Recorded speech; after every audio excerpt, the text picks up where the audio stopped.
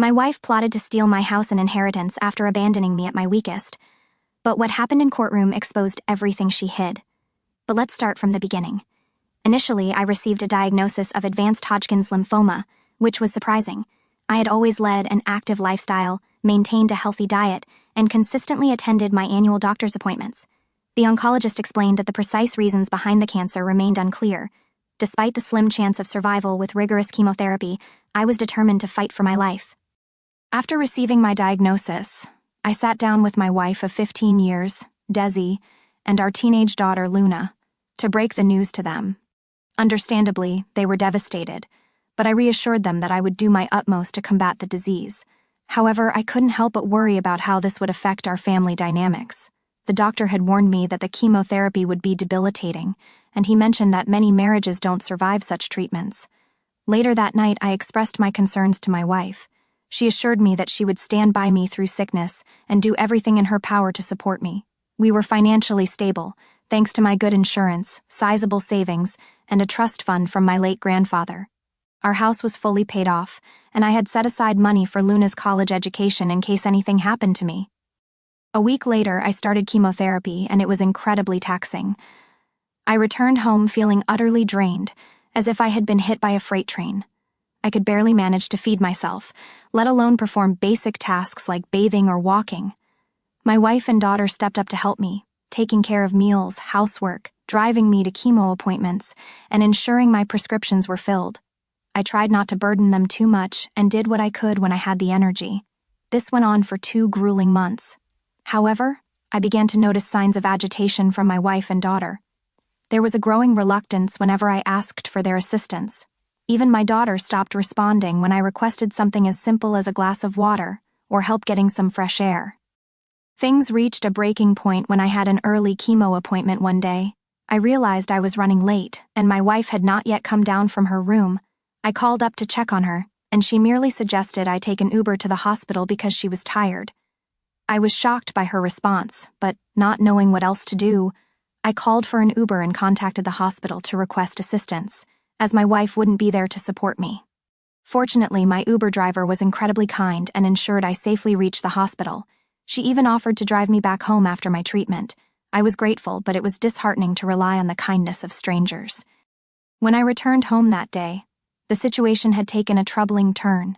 After a few hours of rest, I mustered the courage to confront my wife and daughter about their recent behavior. I had noticed a distinct chill in their demeanor lately, and it was becoming increasingly difficult to ignore. I asked them if they felt I had become a burden on them. My wife, with a heavy sigh, admitted that they were feeling overwhelmed. My daughter timidly admitted she hadn't expected me to be so needy and demanding during my illness. I decided it was time to discuss possible solutions. I suggested hiring a nurse who would come in a few days a week to assist me with daily tasks and take me to my chemotherapy sessions to make things easier, anticipating days when I'd be too weak to walk or even talk. I ordered a wheelchair. To my relief, they agreed to this proposal. I contacted the hospital for recommendations, and they sent me a nurse who was both sweet and stern. She made sure I never missed a chemo appointment, ensured I received my medication on time, and even crafted a comprehensive care plan that included healthy meals. Everything seemed to be improving, as the doctors were pleased with my progress. However, despite my efforts to ease their burden, my wife and daughter still didn't seem content. My wife, in particular, began feeling as though the nurse was replacing her. I suggested that if she was willing to take on the responsibilities of taking me to chemo, filling prescriptions, and ensuring I ate and took my medication on time, we could part ways with the nurse. The only reason I had a nurse was that I had become too much for my wife to handle. She reluctantly agreed to this compromise. She asked if we could find a male nurse instead, but I explained that there were none on the hospital's recommended list. The nurse we had was chosen for her experience with cancer patients and her understanding of my specific needs. She was meticulous, attentive, and highly respectful toward both my wife and daughter. I made it clear that the only way the nurse would be replaced was if my wife and daughter were willing to shoulder her responsibilities. My wife was not pleased with this proposal and retorted that I should do more for myself instead of making my condition everyone else's problem. I tried to reason with her, explaining that there were days when I could barely lift my head, let alone stand up. The chemotherapy had taken a severe toll on my body. In a fit of rage, she stormed upstairs and began slamming doors. I chose to ignore her tantrum, realizing that her negativity would only hinder my recovery. My main focus remained on my health and well-being. Later that night, I received a call from my mother-in-law, who lived 2 states away. She expressed her displeasure about me bringing another woman into her daughter's house. Technically, the house was in my name, as I had owned it before our marriage, but I decided to take the high road.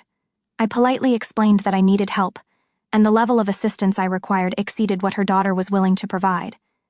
Thus, I had to bring in a nurse to ease the burden on my family. I emphasized that the nurse's presence would only be temporary, lasting for the duration of my remaining month of chemotherapy, provided the cancer didn't persist or worsen. She didn't seem entirely convinced but eventually left me alone, which was all I wanted. For about a week after that conversation, things seemed relatively normal. My treatment continued to progress smoothly. Then, on one fateful day, after returning from a chemotherapy session, I was greeted by a moving truck parked in front of my house. My wife and daughter had packed up all their belongings and informed me that they were going to stay at their mother's place. I was deeply hurt and upset, but exhaustion held me back from expressing my feelings properly.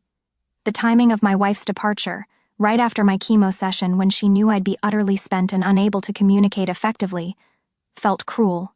In search of some clarity, I turned to my daughter and asked if this was what she truly wanted. After all, she was old enough to make her own decisions. Her response hit me hard. She said she would rather live with her mother because she found it too difficult to live with me. It was a painful moment, watching them leave with tears welling up in my eyes. It was precisely what I had feared when my chemo journey began, feeling unwanted and abandoned. In the midst of my emotional turmoil, my brother stepped in with a solution. He noticed the nurse spending some extra time with me that day and inquired if I had any family members nearby who could provide support. My brother lived 3 hours away and had 2 young children of his own, but he generously offered to take time off from work to stay with me until I could find a more permanent arrangement. When he arrived, he was furious about what my wife had done, referring to her as selfish and ungrateful. He pointed out that she had never had to work since our marriage and that I had always ensured she lacked nothing. My brother's time off from work was limited to a week, but he had another suggestion in mind. His wife's sister, Kara, was going through a painful divorce and needed a safe place to stay temporarily. Her soon-to-be ex-husband had been the breadwinner, leaving her with limited financial resources. Kara was also studying radiology at a nearby university on a scholarship. My home was conveniently closer to the university campus, making it an ideal solution. I would have someone in the house in case of emergencies, and she would have a haven away from her tumultuous soon-to-be ex-husband. I agreed to the arrangement, assuring my brother that Kara wouldn't have to pay rent since she'd already be putting up with me.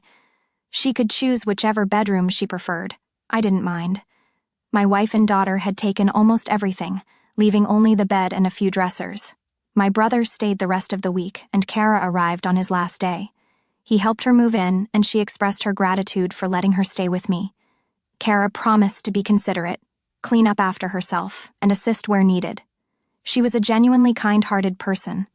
I explained to her that she wouldn't have to do too much since my nurse would now be coming in 7 days a week instead of the previous 4. I bid farewell to my brother and helped Kara settle in as best as I could. In the weeks that followed, things went relatively smoothly. I missed my wife and daughter, but it appeared that I was the only one feeling that way because they didn't even bother to call or check up on me. Kara's presence proved to be a tremendous help. She took care of grocery shopping, handled most of the cleaning, and even assisted with meal preparation. Throughout this time, she never uttered a single complaint. About a month and a half after my wife's departure, I received the news that I was cancer-free, a momentous occasion celebrated by ringing the bell at the hospital. My nurse asked me what I wanted to do next, now that I was essentially cured. My immediate decision was to file for a unilateral divorce to free myself from a marriage that had proven to be unsupportive during my challenging journey. With the divorce proceedings in motion, my focus shifted toward the next crucial step, recovering from cancer. It was a journey in itself. Slowly but surely, I began to regain my strength. My hair grew back, my scars started to heal, and I was putting on weight. I stuck to my healthy meal routine for the most part but allowed myself some cheat days to savor the favorite meals I had missed during my illness. It's been 6 months now since I've been declared cancer-free, and I believe I'm finally ready to move on with my life. I made a call to my old job, and they're willing to rehire me for remote work if I choose to return. I think I'll take them up on the offer because I'm planning to move away. While I have an attachment to my house, there are too many painful memories here. I yearn for a fresh start with something smaller. My wife doesn't know it yet, but I'm planning to give the house to Kara. She came through for me when I was at my lowest, showing immense kindness even though we were practically strangers. She's free to sell it if she wishes. I no longer want anything to do with it, especially if it means my wife or daughter could lay claim to it. My new place is in a quiet neighborhood in the countryside, and I'm eagerly looking forward to this new beginning. It's been over a year since my initial diagnosis, and I've settled into my new place and neighborhood nicely. There are plenty of friendly folks around here, and I've made friends with my neighbors, including Sophia, who lives across the way. She's a widow who lives alone, with her kids scattered across the country, visiting only during Christmas and her birthday. Sophia invited me to her porch for drinks and conversation, and she shared the heartbreaking story of losing her husband to lung cancer. She emphasized how important life insurance was for her family's financial security. During our conversation, I opened up about what happened with my wife and daughter. Surprisingly, I still hadn't heard a word from them, but I've come to terms with it. I've been spending my time pursuing new hobbies, particularly woodworking, and I'm starting to build up a collection of tools. One day, when I returned from the hardware store, Sophia informed me that she had noticed some people hanging around my house. Fortunately, they didn't do any harm or steal anything, but they did approach the door, knock a few times, wander around the house, and eventually waited in their car. Sophia considered calling the sheriff's office but decided against it, as she thought they might be family. I asked her to describe them, and her description matched my wife and daughter. I couldn't fathom how they had found my new residence, as only my brother and his wife knew my current address. It left me wondering why they were looking for me after leaving almost a year ago without looking back. Sophia assured me that if they returned, I shouldn't come out, and she would handle the situation. Frankly, I had no desire to interact with them after they abandoned me when I was at my lowest point. Later that night, I called my brother, who informed me that my wife and daughter had been harassing Kara and her roommate at my old house. Fortunately, Kara had documented proof that the house was now in her name, and she had explained that she had bought it from me, a smart move on her part. I felt bad that Kara had to go through this ordeal because of my family, so I called her directly to apologize. Hopefully, the next time they come around, I can resolve the situation for good. As for my wife, I'm not sure if she's aware of the unilateral divorce. My lawyer sent a copy to her mother's house, but it's possible they mistook it for junk mail. Regardless, I've reached a point where I no longer care. She and I are no more. My wife and daughter showed up at the house again, but this time it was earlier in the day while I was working. I heard the knock and decided to check the security cameras, and sure enough, it was them. My ex-wife looked just as I remembered her, but Luna had grown significantly. She was practically a young woman now. I followed the plan Sophia and I had discussed, staying inside but moving closer to the door to hear them better. Sophia, ever the good neighbor, came over to greet them and introduced herself.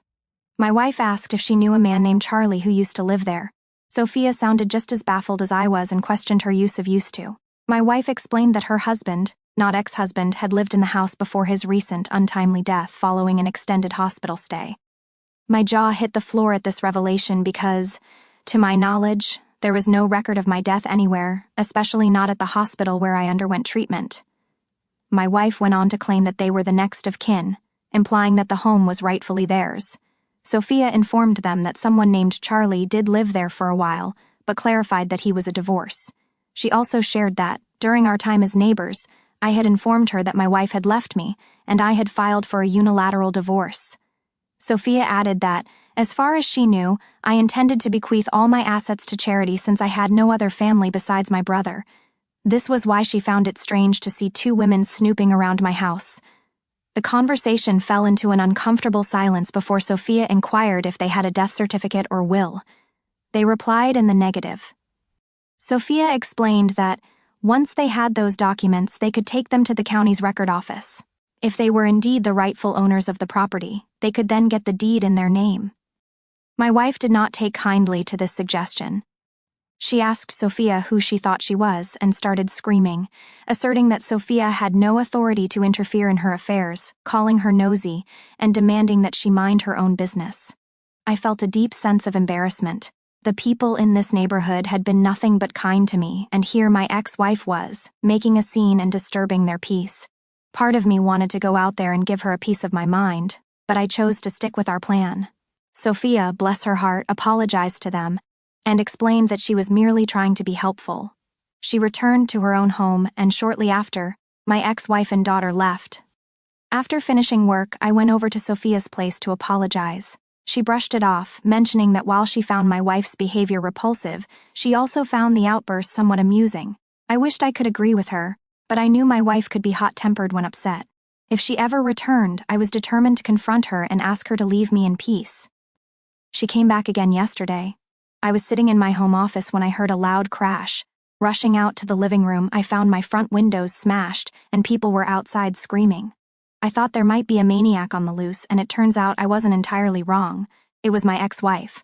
She had smashed my window, and my neighbors were out there trying to stop her. Apparently, she had been causing a ruckus for a while, but I hadn't heard it because I had my noise-canceling headphones on while doing some quiet work. Frankly, I wouldn't have heard her even if I hadn't paused the music for a break. When I got outside, 2 of my elderly neighbors were doing their best to restrain my ex from causing more damage. Both she and Luna were holding bats, and they had already broken a few of my potted plants. I grabbed her by the arm and asked if she had lost her darn marbles. Needless to say, she was shocked to see me. Or rather, shocked to see me alive. I told both her and my daughter to get off my property before I called the cops. Unbeknownst to me, my neighbors had already placed the call. She seemed hurt by my words and asked why I hadn't contacted her after I got better. She insisted that she and Luna would have come back. I told her that when we got married, we made vows to stand by each other in sickness and in health, and she broke those vows. I wanted nothing to do with her anymore. She's no longer my wife. I sent the divorce papers months ago. I asked her again to leave. Then she asked about our daughter and mentioned that she's going to college next year and that she can't afford the tuition on her own. I replied, "Your daughter was fine with abandoning me too, and I'm ready to give up all my parental rights to you. You should have thought of that before you abandoned me. I don't want anything to do with either of you." After hearing that, she went from upset to angry, calling me selfish and heartless, which I found rather amusing given the circumstances. "You're the last person who should be calling anyone selfish," I screamed back, calling her an entitled jerk and making it clear that I'd ensure she never got a dime from me again. Then she swung at me with a bat just as the cops showed up. They immediately arrested both her and my daughter. They asked if I wanted to press charges, and, of course, I did. My ex and daughter started crying loudly as they were loaded into the back of the police car, but I felt no sympathy for them. I had everything that happened on camera, including my wife smashing the window, and I had already submitted it to the police. After work, I ordered a new window and cleaned up the glass. Someone will be coming to deal with it tomorrow, but for now, a rigged-up tarp is keeping out the elements. Sophia gave me some buckets to put my plants in until I can replace the pots. Curious about what had brought my ex-wife back, I did some digging. It turns out her mom passed away 2 months ago, and they found out that the house they had been staying in didn't belong to her or her husband. It belonged to his cousin. The cousin decided to kick them out because he wanted to sell it. With both of my ex-wife's parents now gone, she and our daughter sold most of their parents' belongings and had been living in a motel for a while. When they came back to our old home and saw Kara there, they assumed I had died and went snooping around for recordings of my assets and purchases, which is how they found me. Regardless, they're facing charges of vandalism, attempted break-in, and attempted assault. Since Luna is a minor, she's receiving community service, but my ex-wife is facing time behind bars, as this was clearly premeditated. I'm considering obtaining a restraining order as well. At least for now, I won't have to worry about her for a good long while. 6 months had passed since my wife, Desi, and daughter, Luna, abruptly left me when I was battling Hodgkin's lymphoma. My health had improved significantly, and I was beginning to find a new rhythm to my life, filled with a newfound appreciation for the quieter moments. Just when I thought tranquility had settled in, a startling revelation shattered it all. It began with an unexpected visit from a lawyer, someone I had never met before. He introduced himself as representing Desi and Luna and handed me a stack of documents. As I skimmed through them, my heart sank. They were filing a legal claim against me, alleging that I had falsified documents to unlawfully transfer the ownership of our house solely to my name during my illness. The accusations were ludicrous and baseless. The house was indeed in my name, a fact from before our marriage, which Desi was well aware of. However, they claimed that modifications were made to our home's deed that excluded them from any ownership or inheritance rights, supposedly done during the time of my chemotherapy. Furious and confused, I contacted my lawyer to discuss these allegations. It turned out, upon further investigation, that someone had indeed attempted to forge documents to make it appear as though I had initiated changes to the deed during my illness. The forgeries were clumsy, but the intent was clear. They were trying to frame me for their own benefit. The timing of their claim was particularly suspicious. It coincided with the news of my recovery, which had improved my prognosis dramatically. It seemed they hoped to leverage my initial poor health prognosis for sympathy in court, to push through their fraudulent claim. I was devastated but resolute in fighting back. My lawyer quickly gathered all necessary documents and evidence, proving the ownership history of the house and the authenticity of the original deeds. We also prepared to countersue for defamation and the emotional stress their actions had caused. The court date arrived, and the tension in the air was palpable. Desi and Luna were there, looking defiant yet visibly nervous. As the proceedings began, it was clear that their case was weak. The evidence of their forgery was undeniable, presented meticulously by my legal team. The judge was stern, questioning them on their motives and the discrepancies in their story. Halfway through, Luna, overwhelmed by the pressure, broke down and confessed. She admitted that it was Desi's idea to forge the documents, driven by desperation after they had financially bottomed out. Desi tried to interject, but the damage was done. The courtroom was in shock, and the judge ordered a recess. After the recess, their lawyer withdrew from the case, citing ethical concerns. Desi and Luna were now without representation, their plot unraveling fast. The judge dismissed their claims against me and proceeded to deliberate on the countersuit. In the end, the court ruled in my favor, not only dismissing the fraudulent claim but also awarding me damages for the ordeal they put me through. Desi and Luna were also ordered to pay restitution for the legal expenses incurred. As they left the courtroom, Desi avoided my gaze, but Luna lingered. She approached me, tears in her eyes, apologizing for everything. It was a moment of raw, emotional honesty. She admitted to being manipulated by her mother and expressed regret for the pain they had caused. Despite the chaos they brought into my life, seeing Luna's genuine remorse stirred feelings of pity rather than anger. I told her I forgave her, hoping it would be a step toward healing for both of us. Now, months later, I reflect on those turbulent times with a mixture of sorrow and relief. The house remains mine, a place of solitude and recovery. I've learned the hard way that sometimes those closest to you can cause the most significant harm. Yet, this ordeal has taught me about resilience and forgiveness, qualities I hope to carry forward as I continue to rebuild my life in peace. Since the court ruling, life has settled into a rhythm of quiet recovery and reflection. My health continued to improve, and I felt stronger each day, both physically and emotionally. The legal victory brought a sense of closure, but it also left a lingering bitterness toward Desi and sadness for Luna, whom I believed was caught up in her mother's schemes. The house, now unequivocally mine, began to feel more like a sanctuary than ever before. I spent my days restoring parts of the garden and my evenings reading or listening to music, enjoying the tranquility that had been so rare in recent years. Yet, amidst this newfound peace, I couldn't shake the feeling of isolation. The betrayal had left a deep scar, making the idea of trust seem more daunting than ever. One late afternoon, as I was pruning some overgrown bushes, I noticed a car I didn't recognize slowly driving past my house. It paused briefly before driving off. This happened a few more times over the next week. My initial thought was that perhaps they were just lost tourists, but the recurrence made me uneasy. Then, one quiet Saturday, as I was sipping coffee on my porch, the same car stopped directly in front of my house. A woman, around my age, stepped out and hesitantly walked up to my gate. She introduced herself as Elise, a private investigator hired by someone who claimed to have a stake in the property. My heart sank. Just when I thought the disputes were over, a new challenge appeared. Elise was professional and straightforward.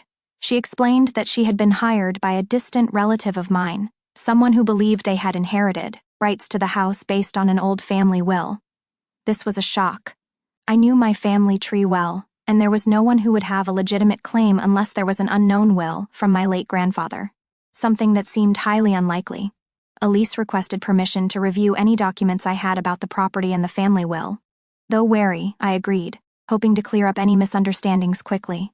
Over the next few days, Elise and I went through decades of paperwork, uncovering nothing that supported her client's claim. However, during our meetings, we began to talk more personally, sharing stories about our lives and our experiences with betrayal and trust. Unexpectedly, I found myself enjoying her company. Her presence brought a new energy into the house, and for the first time in a long while, I looked forward to someone's visits. It was a slow and natural progression from professional meetings to coffee chats that lingered into the afternoons. After weeks of fruitless searching, Elise concluded that the claim was baseless. She was convinced that her client had been misled by false information. She promised to settle the matter and advised them to drop the case. With that resolved, I felt massive relief, but it also meant that Elise would no longer have a reason to visit. On what we both assumed would be her last visit, I mustered the courage to ask if she would like to continue seeing each other, not as a professional engagement, but personally. To my delight, she smiled and agreed, confessing that she had hoped for the same. As our relationship blossomed, so did my connection to life outside my garden walls. Elise introduced me to new experiences and, importantly, taught me that trust could be rebuilt even from the ruins of the past. Today, as I reflect on this journey, I am thankful for the unexpected paths life has taken me on. The betrayal by Desi and Luna was a painful chapter, but it led me to a place of growth and new beginnings. Elise and I are planning a trip together next month, a step toward building a future that, not so long ago, I couldn't have imagined possible.